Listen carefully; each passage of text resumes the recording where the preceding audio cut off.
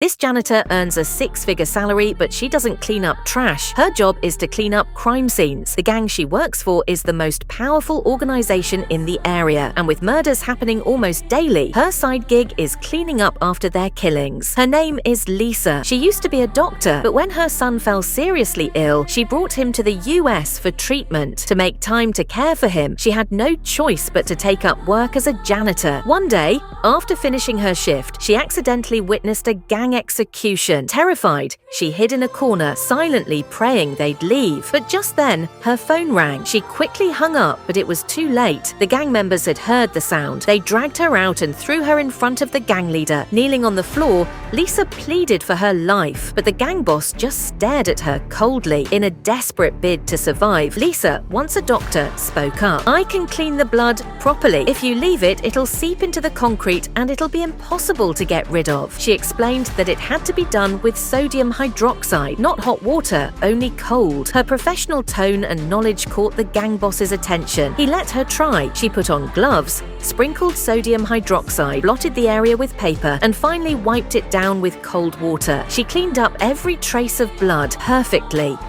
Impressed by her skill, the gang leader suddenly saw her value. Lisa told him she wasn't local, that she only came here so her son could receive treatment, and they'd be leaving once he was cured. The boss nodded and sent one of his men to escort her home. Back at her apartment, Lisa was terrified, afraid of retaliation, afraid it might affect her son's treatment. But when she looked at her sleeping child, she knew she had to bear it all alone. The next day, she took her son to the hospital to ask about bone marrow donation, but the receptionist told her their visa had expired. They were now illegal immigrants, and the hospital couldn't help arrange a donation. Lisa tried to plead, but the rules were strict. In the end, she had to leave with her son. As they were walking out, her son waved goodbye to someone. Lisa turned and saw it was the gang member from before. She approached him and asked to speak with his boss. He brought her to the gang's private airstrip. There, Lisa met with the leader. She asked, "Why are you following me? I haven't told anyone about what happened yesterday." The gang boss said nothing at first, then motioned to his man, who brought over a bundle of cash and a phone. He handed them to Lisa. "You did a great job yesterday,"